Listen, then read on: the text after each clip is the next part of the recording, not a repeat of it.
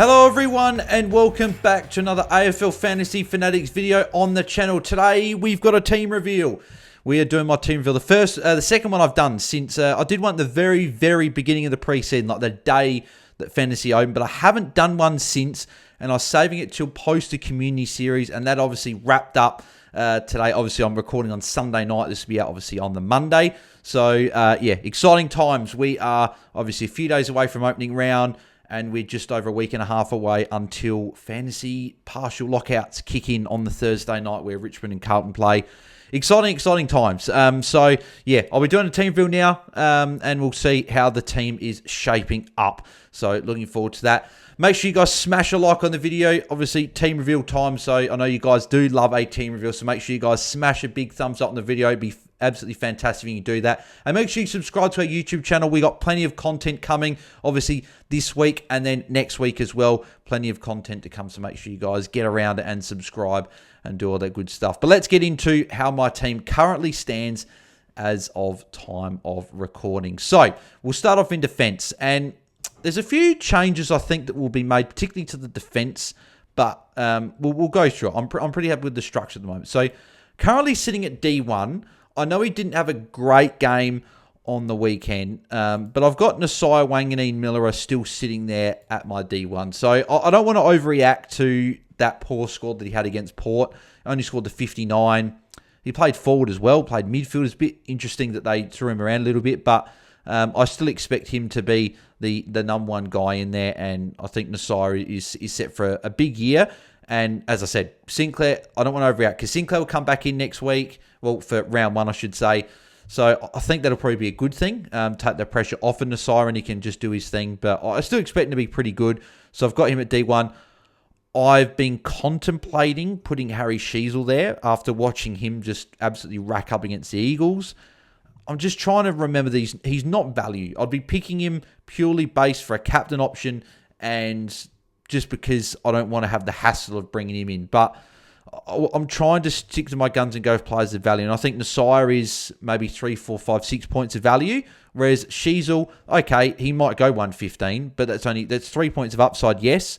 But there's also a chance he goes down to like a 105, 107 type average and drops. So he's in the mix for me. I have considered it. I've played around with a structure where he is at D1. But I've currently got Nasiah sitting there for me at the moment.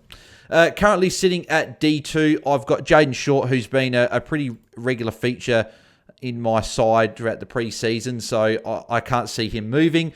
He was D3 before the community series start. I did take out Trent Rivers, who, just with all the Melbourne guys in there, Ed Langdon has seemed to have taken a lot more of that role that they didn't have the week before. So like Langdon, Viney, and Petrarca all played. And they all played pretty significant time in the midfield. Rivers was pushed down to number 5 behind Petrarca, Viney, Langdon and Oliver. And then Rivers was 5. If he's the M5, he's not averaging much more than 90 at absolute best. And he's probably in somewhere in those mid-80s. Had low game time. I think he scored a 60 odd. So for me, he's currently out. Doesn't mean I won't bring him in at some point throughout the year, but I just don't think I'm going to start with him if he's going to be the M5 for Melbourne. Coming in at my defender 3 spot, he's moved up. He was D4. I've got Matt Roberts, who looked really good in that game against Gold Coast. Had that role pretty much all to himself. I know Blakey got a little bit of it there as well, and I know it was a bit of an uncontested game in terms of those Sydney defenders, but he's got the role. What we wanted to see, he's got a few kick-ins as well. I just see the upside there, and we get to look at him this week anyway. And this is what I mean. It could change if he was to put out a poor score. So for me, currently got him sitting there at D3. And then at D4, I've got another opening round player in Harry Perryman. Scored 99 points in the game against Richmond. I know it's Richmond, but he got the tackles. And Tim made a good point last night on the pod that we don't want to overthink this. He's got the role. He's changed club. He looked really good. Had the 10 tackles. And, okay, might not get 25 touches a game, but if he can get himself 6, 7, 8, 9, 10 tackles and get it around 20 odd touches, that's going to be enough to go around that 90, 95 mark and be a decent pick. So Harry Perryman sitting there at D4 for me. Again, him and Roberts is going to depend what they do in opening round, and they could be moved out or they could just be more locked in. So that's how it's currently sitting. Currently at D5, I've got Joel Frazier, who is a new player into the team. So shout out to Jake from Hat Chat for pointing out Joel Frazier on the pod a couple of weeks ago. Had a bit of a look at him on the weekend against Hawthorn, and he looked really good. I know Bailey Dale wasn't there, so he's not going to have the number one role back there, but I still think there's enough for him to go well in defence. So he's priced at, what's he priced at? So is it about 61? He's priced 61. I think he can go 80 as the second sort of Bulldogs distributor back there. Bailey Dale's the number one, but I think Frazier's number two, and he wouldn't be playing the number one distributor back there if he wasn't going to be in the top two when Bailey Dale's back. So I still think there's enough meat on the bone there. I think he goes minimum 75. I think he can definitely go 80, 85. And there is a well where he can go and push up towards the 90 mark. I don't know if he'll get 90 plus, but if you're getting 80, 85 from him, that's 20 to 25 points of upside. You take that every day of the week. So I'm pretty happy with him sitting there at D5, and he's a fairly new inclusion, but I did have him on the watch list once Jake was saying that he could be good, and I know Jake will have him on his team as well. So, yeah, he's sitting there at D5 for me. Sitting in at D6, he was there for a bit. I took him out after the practice game, but put him back in. It is Leakey, James Leake. Again, another guy that we get to watch this week. There you go. A bit of a pun there. But he was really good. He was the number one CBA attendee for the Giants on the weekend, and that was pretty much with their whole Giants midfield there. Like Bedford was there, Callahan was there, Canelio was there, Kelly. All of them were there except Tom Green, who will be back probably just after their bye. But if he's playing that sort of role, it's going to be interesting. Again, we get to watch him this week, so he might not have that same role. He could be sub, like we just don't know. But if he's in that best 22 and he's playing in the midfield, I think he's a really good option to have at D6. He's got the round 2 bye, but we're going to have two defenders here that will be able to loop between anyway, and it's best 18. So you'd think that he's in your bottom 4 scorers more likely, projecting anyway. So that's how it's currently sitting there. On the bench, got two of the 230k defenders. So I've got Zach Reed sitting there. I really like him. Again, he could be my D6. I think he's got a 75 against Geelong and looked pretty good there. And I've got Liam O'Connell there as well at D8. I think he'll get a game for St Kilda with some of the injuries there.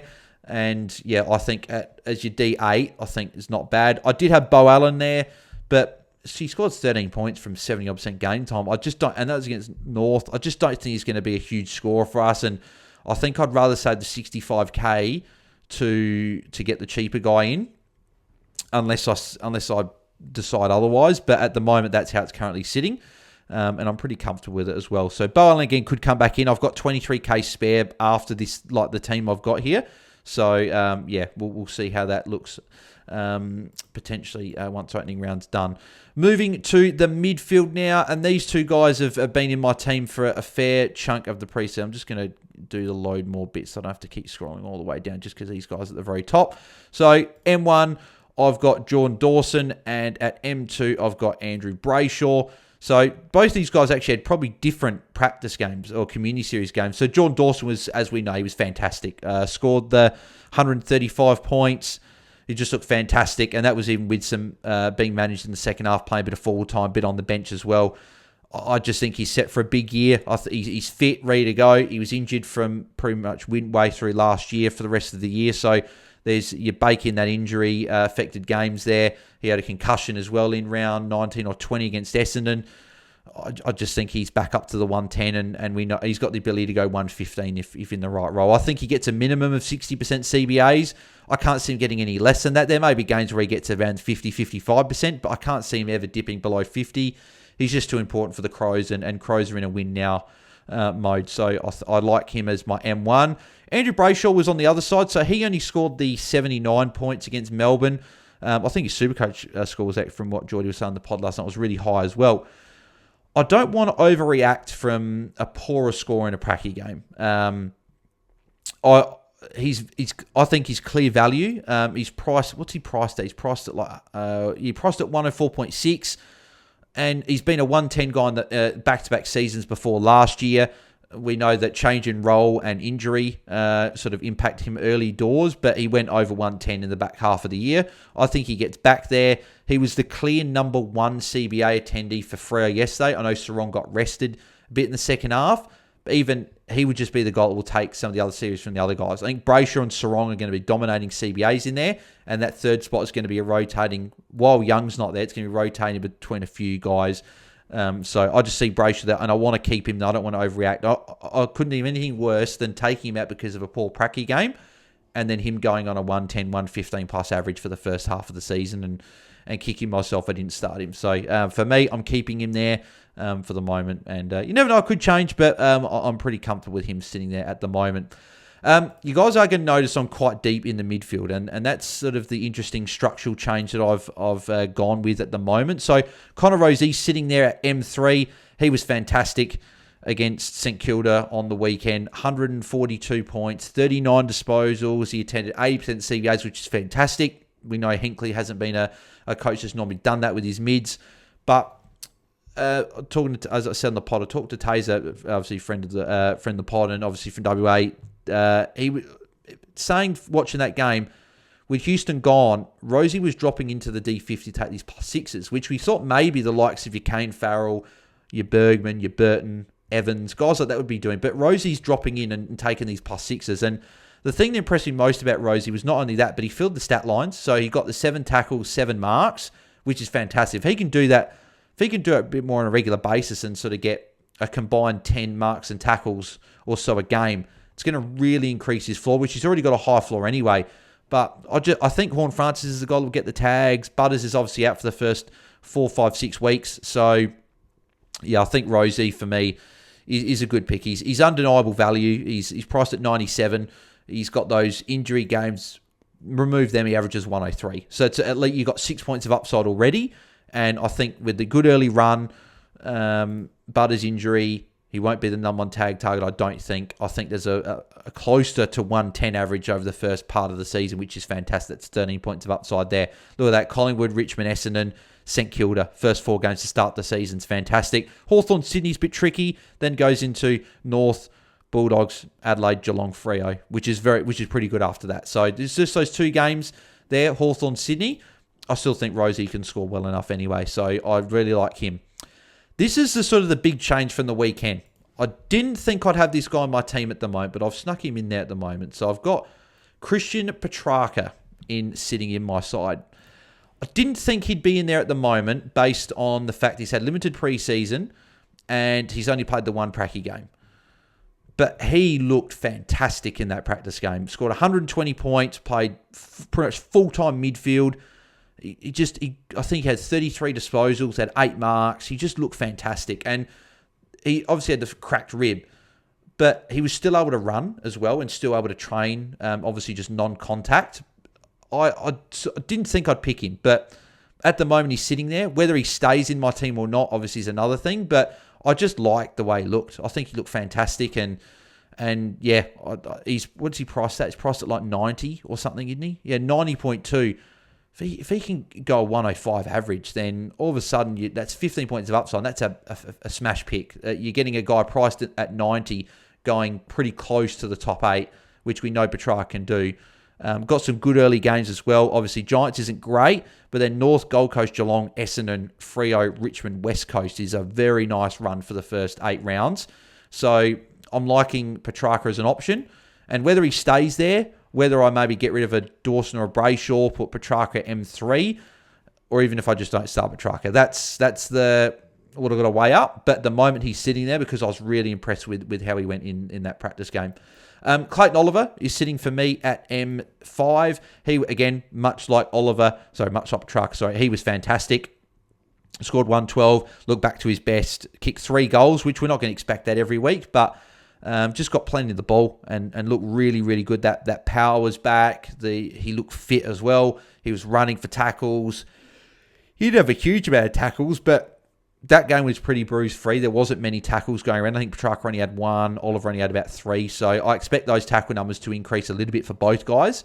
So yeah, Oliver for me, I'm really happy sitting there. He's a lock for me. He's priced at like 79 or 80 or something like that. Like, it's ridiculously cheap. 77.7, yeah, just ridiculously cheap for a guy that has got the ability to go 105, 110. And we've seen it multiple times. So if he can get back to that, that's a absolute have to pick him. So then we've got Ollie Hollands at M6. So as I said, I have gone deeper in the midfield. So Ollie Hollands playing in defence, he's going to get DPP in round 6. Cheap price. He's priced at 62. I think he can go at least 80, and that's over 20 points of upside. Added that he'll get DPP as well. I think it's a pretty good pick. So Holland's there for me. Good early run with him as well. I like Richmond in round 1, which could get him off to a really good start and really kickstart that cash gen. So I really like him. And then, as I said, I keep saying that my midfield is deep. I've got one rookie at the moment, and I've got Angus Sheldrick up at M7. So going really deep in the mids. Sheldrick, with Goulden being injured now, unfortunately, for the first part of the season, that could be his first half or so. We don't know when he's going to come back, but I think a few things we shuffled around. I think Sheldrick will be in the team. I think he would have played last year if it wasn't for the injuries, and we know when he plays, he can score. He's got his points per minute's fantastic. I think he scored about an 80 or a 90 in the Community Series game on the weekend. And yeah, I see him as the M4 for Sydney. Sydney's midfield 3 are pretty clear. It's going to be Heaney, Rowbottom and Chad Warner as the 3. I think Sheldrick is the 4th guy, and I think he starts on the bench and is the guy that comes on straight away and sort of comes on to rest one of the other guys. So let's get up a score here. Yeah, 94 points, 22 disposals, 3 marks, 7 tackles. We know he likes to tackle as well. So yeah, for me, Sheldrick I think is a really good pick. And the good thing is we get to watch him in opening round to see how he goes. So I'm really keen. And it doesn't matter with the early buy with him because he's not that much more expensive than a rookie anyway. So I'm happy to pay up for him because of the, I guess, lack of depth for the midfield rookies, which is why I've actually gone a bit deeper in the midfield because I just think that the depth isn't quite there to play this many on field. And I've got Finn O'Sullivan at M8. And the reason I've got him on field is because of the fact that he played wing for the first half of the game against West Coast, then moved to half back for the whole second half and looked pretty good. I think he scored 79, I believe it was, or somewhere in the 70s. And yeah, if he could be scoring 60s, 70s and 80s for us playing in this role, I think that's pretty good. So I like him there at M8. And then on the bench, I'm paying up for the rookies here, obviously to help with Sheldrick's buy there. So I've got Levi Ashcroft at M9, and then I've got Harvey Langford sitting there at M10. While it just loads. There we go. Harvey Langford, M10. And then I also put in my utility at the moment, who I've got, which is Hugh Boxall, who's looked really good for St Kilda in the Pracky games. I think he'll be there in round 1. And the good thing is in round 3, when Sheldrick is on bye, he plays Richmond. So that's also a good sort of loop there. And then obviously Harvey Langford, who can I'll be able to loop between two because Ashcroft's got the same bye as him. So so in round 3, who's he got? Yeah, Gold Coast for Langford. So a couple of good matchups there for those two rookies, which I like. And Boxall was being impressive. Langford was good. Roll wasn't great. Scored 39 from 55% time on ground. I expect that time on ground to be a bit higher, up in somewhere in the 60s, maybe 70s, if you could push up there. And Levi Ashcroft looked great. I just want to see what it looks like. As I said, there's a chance that if Levi Ashcroft looks fantastic in opening round, I'll have to put him on field. Whether I put Finn O'Sullivan onto the bench or if I go to 2 midfield rookies, that's what I'm looking at. I can't see me going more than 3 midfield rookies. I think 2 will be the most. That's what I'm weighing up for what I'll be doing in the midfield structure. Moving to the rucks, again, the hasn't changed R1 for a while. Tristan Cherry has been sitting there for a fair while. So actually, I'll just put the VC on Brayshaw for the moment. Put the captaincy on Cherry. Cherry. 133 on against West Coast. I know it's against West Coast, but he looked fantastic again. His tackling was great. That's not going anywhere. If anyone was sort of predicting that his tackles are going to go down, they're going to be wrong because his tackles are going to stay. I think he had more tackles in this Pracky game than he did in any single game last year. I think his highest was 12. He had 14 in this Pracky game. So it's scary to think that if there's a possibility his tackles go to another level and he hits more of the 8, 9, 10 tackles a lot more than getting sort of the 5, 6, 7 that he got in a few games throughout last year. So I don't think that's going to happen, but I think there could be some games where he gets 14, 15 tackles like he did on the weekend. And if that's the case, more of those ceiling games are going to come. I know he's got a tough early run. He's got Gawn, he's got Grundy and Witts, but I don't see that as a big issue because he gets his tackles. He gets a few marks around the ground. He's going to get touches as well, being the sort of contested beast that he is. So I just don't see a point for me to not start him. I know he's priced at 114.5. He's probably the only player in my whole squad at the moment where I don't see that amount of value. But there is a world where he goes 115, 120 and even puts coloured points on. So yeah, I like Jerry still. Nearly 55% of the comp own him as well. That's I think it dipped to about 52%. That's gone back up again after the game on the weekend. I can't see me starting without Cherry. English is another guy I've considered at R1, and I think he has got a little bit of value, but I think I've got the extra 100k. I might as well just use it on Tristan Cherry. So, yeah, for me, I've got the X-Man sitting there. And then at my R2, I've got Tom de Koning, obviously with the news that Pitney is going to be out to start the season. And I think there's a world where if de Koning starts really well, Carlton gets some wins on the board early, he could just be the number one ruck moving forward and they don't bring Pitney in. Because if they're like 4-1, what's the point of bringing Pitney in if they're 4-1, for example, after 5 weeks? I'm just using that just as a random number. He might be back before that. Could he be back after? I don't know. But if they're like winning more games than they're losing, there's a chance that they keep him there and they just played Mackay and Curnow up forward with Brady Kemp as the third talk. So, yeah. Because then if you've got Pitney and de Koning and Curnow and Mackay and Kemp, it's getting tall in the forward line. So, yeah, for me, I think that there's a chance that they go de Koning as the solo ruck for the foreseeable future with Pitney injured. Harry Boyd coming in at R3.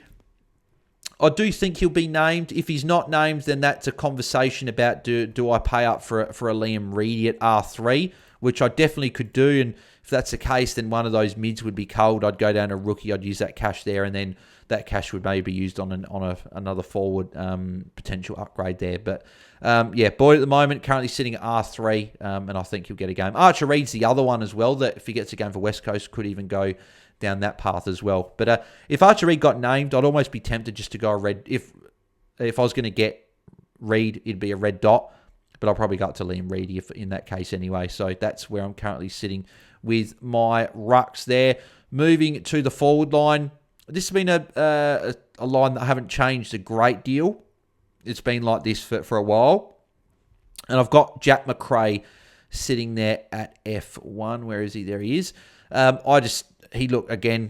role looked great for him against Port Adelaide. He was the only Saints player to score over 85. He scored a 107. I think he's just going to get... I heard Jaiden talking to obviously MJ on the Coaches Panel 50 Most Relevant episode, and they were just saying how his baseline for essentially stoppage and transition is like 45 points each. And St Kilda, we know, score a heap on transition. I see him increasing his stoppage points. I see him going 100 plus, and there's a world where he goes 105, 110. So he could be if I was ranking now, I probably would have him at F1. In my video early in preseason, I had Bailey Smith, but I'd have Jack McRae as my ranked F1. So yeah, so at the moment, I don't have one of these F1s at the moment. So I don't have a Rankin or a Horn Francis, who are the two popular F1s at the moment. I really like both. I think Horn Francis has been probably the informed player of the preseason so far. Definitely top 3 in terms of the form that he's shown. And normally when I see guys like that, I try and pick them. It's just in terms of structure at the moment, I've gone for a deeper midfield because I like the other forwards that I've selected in the team. So that's why I currently don't have a Horn Francis. And then a Rankin as well. I do like Isaac Rankin as an option, 19k priced at 78 or 79, I believe it is. When it loads up here. Yeah, priced at 80 essentially. So I see him going 90, and that's 10 points of upside and with a good early run as well. I just worry that he could be tagged a little bit more. I know Dawson was very good on the weekend, but Rankin is going to be in there a lot more, and I know teams know how dangerous both him and Dawson are, but I feel like Rankin is the guy that will absolutely kill a team. Dawson can as well. I think Rankin is a little bit more. So for me, that's why I don't have either of those two, just because I've gone a cheaper forward line.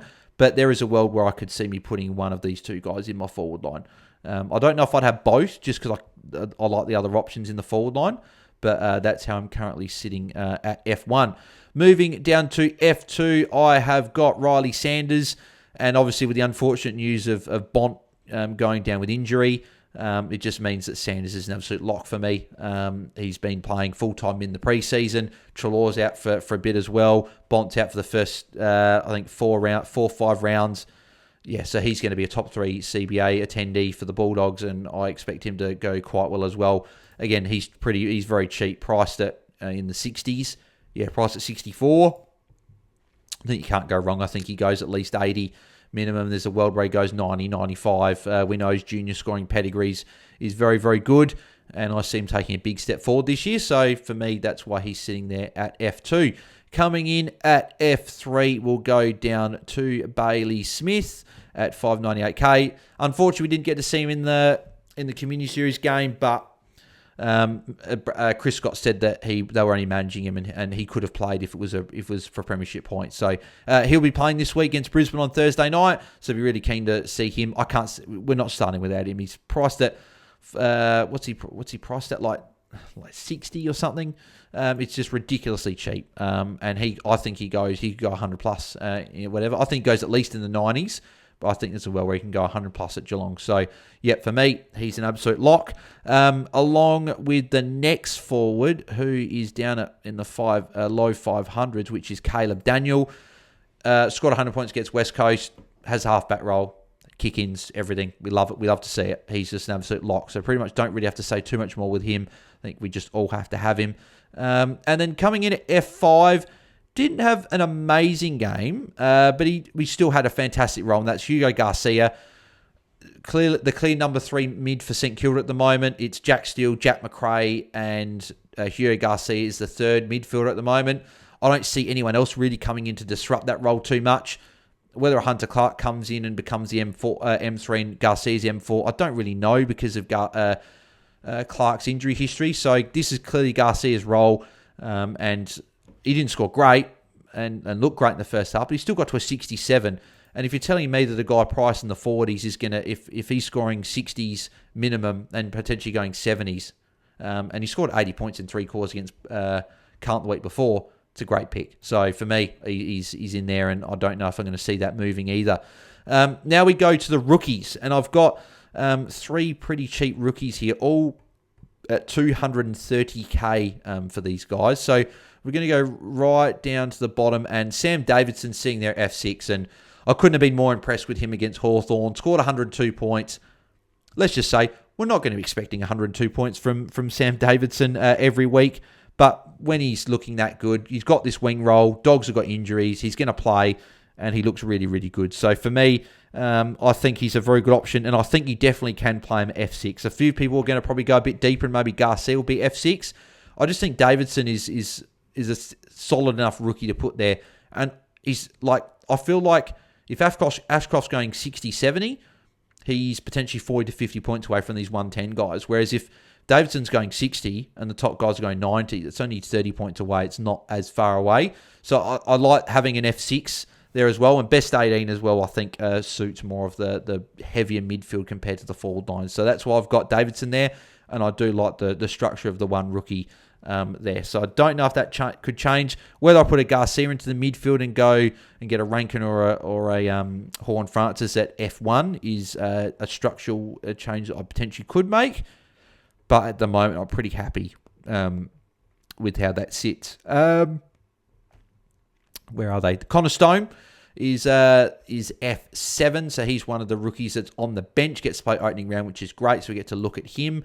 And then we also have, where is he? I'm going to have to type his name in because I can't find him here at the moment. I'll probably scroll past him. Is Max Hall. So didn't score great in the Pracky game, only scored 35. I just think he plays though. I think St Kilda like the look of him, and there's a chance he can get a couple of CBAs a game and maybe boost that floor a bit. And I don't know if there's going to be that many guys that are going to score that much better than a Max Hall, just because we know that the forward rookies aren't going to all go 60 plus. But the one I am keeping an eye on is Isaac Kako. I don't expect Kako to be a huge scorer, but we did see last year that starting these guys that have got the opening round and they score well and make cash quickly, that's what we want. So even if he doesn't score great, I still think that I want to put him in if he goes okay. So I'm just making that screen a bit smaller so you guys can actually see the whole team, and you can see the screenshots. That should be popping up there. Yeah, cool. So you guys can see the whole team. So Boxall's just the one you can't see at the moment, but I think I'll just leave it like that at the moment. So in terms of some other players that are in the mix for me at the moment, I'll just quickly touch on, just because I've gone through the whole team, then we've gone for about half an hour or so, so I don't want to go that much longer. But I'll go through defenders, the guys I'm keeping a bit of an eye on. Well, not keeping on because there's no more games, but the guys that could slide into the team. I talked about Sheezer before. I could see me putting him there as D1. The other guy I like is James Sicily. I don't love that he's gone forward a couple of times, but he still scored 108. I think he'll still score well enough that he could still be a value pick.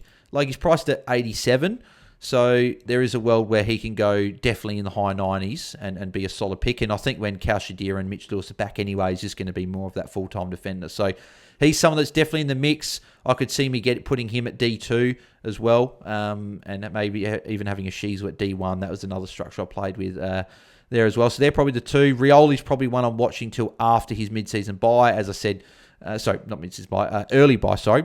As I said, Rivers is gone for me. I just didn't like the fact he was the M5, as I said for Melbourne before. Obviously, it sucks that we can't pick Mills, obviously, with the injury.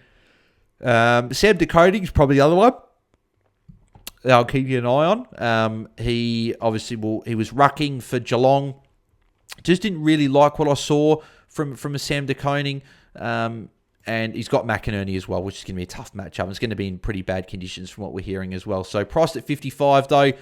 If he goes 75, that's a very good pick. And there is a well where I do start him. And opening round's going to tell a lot, right? If he goes really well, I'll put him in there, potentially at D6 and maybe downgrade the midfielder. But yeah, for me, he's currently not there, and it would take a good opening round score for me to change from there. And then the only other guy that would probably go at D6, because the other one was surprising, was Sean Maker hasn't been playing for St Kilda, which is really surprising. I thought he was going to be in there, and I thought he could have been even a D6 option. But he's not there at the moment, so we'll look for other options. Ben Patton is someone potentially of interest as well, depending on how he goes in opening round. But the guy at D6, obviously Trevally is an option there as well. Luke Cleary is an option. But Jackson Price the one in opening round. If he can go pretty well, then I'll find a way to fit him there at D6. So yeah, as I said, opening round could change his team structure, that's for sure. So they're probably the defenders in the mix. In terms of midfielders, I've pretty much got most of the bigger mids that I like in the team at the moment. So I don't think there's anyone at the expensive price that I don't have in the team. Like, I was interested in Bont, obviously, but injury. Steele, I like Dawson and Brayshaw better, and even a Rosie and Petrarca now as well. So you sit down this. Dacos was fantastic. I can't start him with that early bye, which is unfortunate there.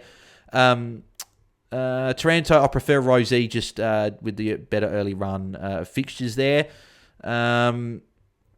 Anyways, Will Ashcroft, if he had a big opening round score, that could twist my arm and mean that I try and fit him into the midfield, but at the moment he's not there for me. Finn Callahan, just the early buy, just the round 2 buy as well. I'll just go and just jump onto him post round 2. Dylan Shields the one I'm really keen on. I don't know why I didn't have him in my favourites, but he's the one I'm really keen on. Had that half-back role, looked pretty good as well. He was originally there instead of Petrarca, so that was the change I made. I just went up to him. If Dylan Shield looks really good, he'll get defender stats potentially in round 6, which would mean it's probably a good idea to start him, and he could go in place of one of these mids. So Dylan Shield definitely on the watch list. I wasn't huge on what I saw from Mill Day. A tough early run as well. I just don't see him going much more than a 95.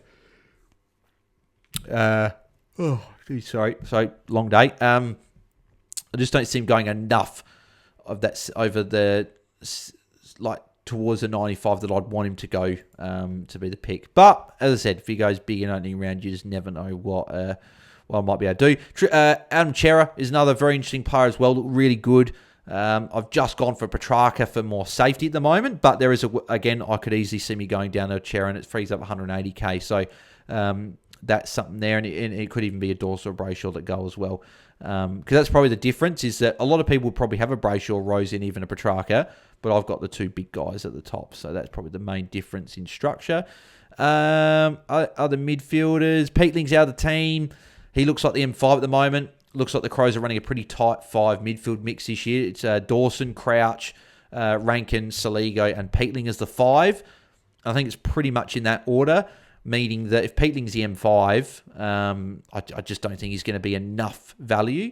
He could go somewhere in the 80s, but I was thinking he's going to be a top 3 CBA attendee and average over 90, which I'd be really happy with. But I just think M5 for the Crows, he could be good for the Crows, I think, but I just don't know if that's going to translate into fantasy as well if he's the M5. If he's higher than that in the pecking order, then that's different. But the moment he's not sitting there. Sardis, another one I'm watching in opening round as well. Cumming had a wing roll, so I'm not as keen on him.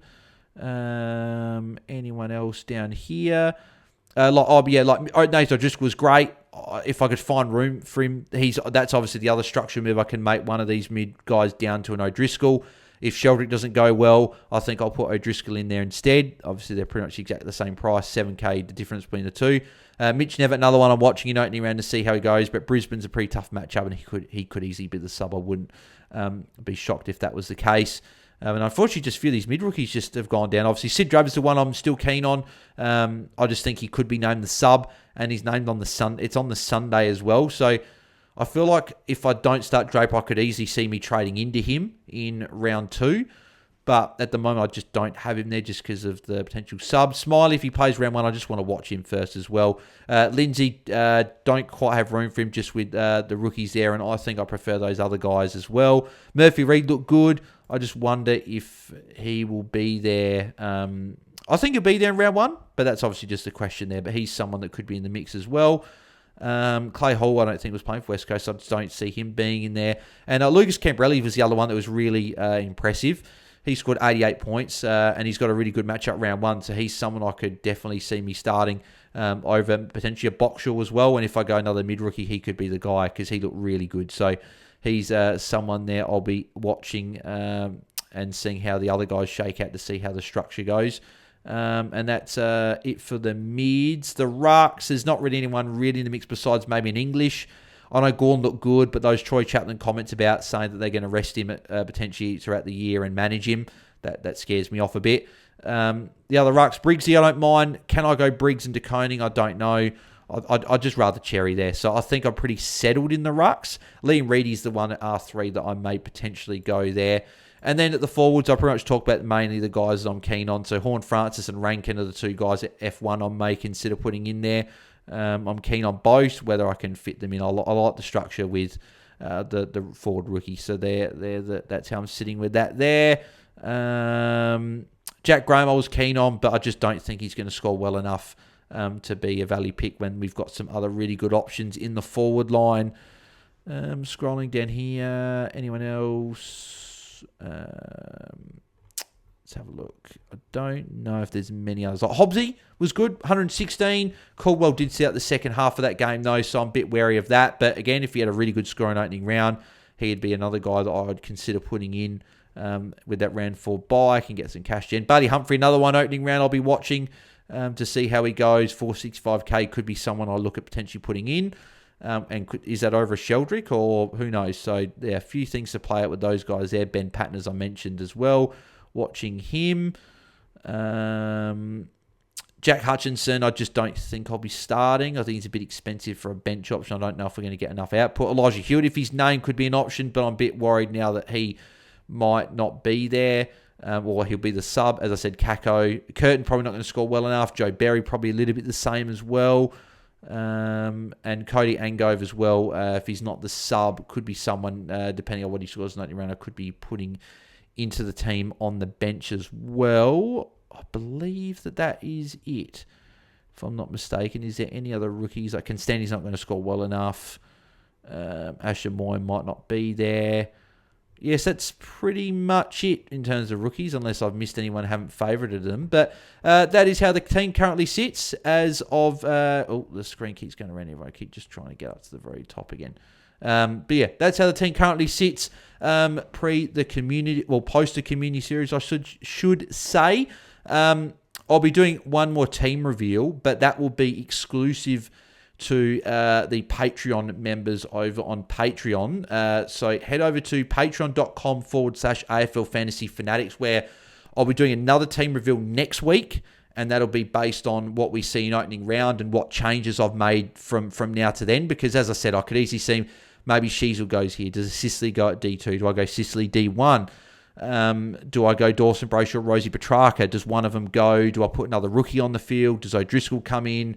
The forwards as well, does that say the same? So there's a few changes that could easily be happening with this opening round. So if you guys would like to get in on the Patreon, obviously you get the team reveal next week. I'm doing another exclusive Q&A for the Patreons. That'll be released tomorrow.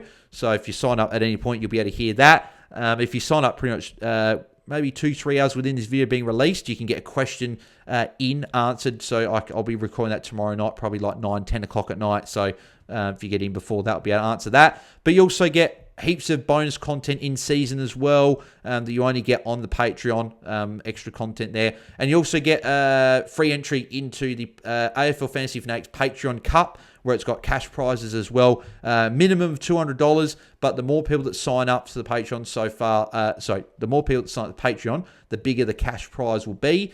And there's potential that it'll be for first, second, and third as well, like there'll be prizes for. So if you guys want to get in on that cash league and help support us at the Fantasy Fanatics while also getting some more bonus and exclusive content, then head over to patreon.com/AFL Fantasy Fanatics. You've got direct access to me as well, pretty much whenever you like. Any questions you have, questions, team reviews, anything like that, all Patreon members get a team review before the start of the season. So if you want to get on that, head to that link as well. But make sure you guys smash a like on the video. That'd be fantastic. 100 likes for the team reveal would be great. So I know you guys, as I said, love a team reveal. And make sure you subscribe to our channel as well, because we got the Patreon. We also got there'll be daily content on here as well.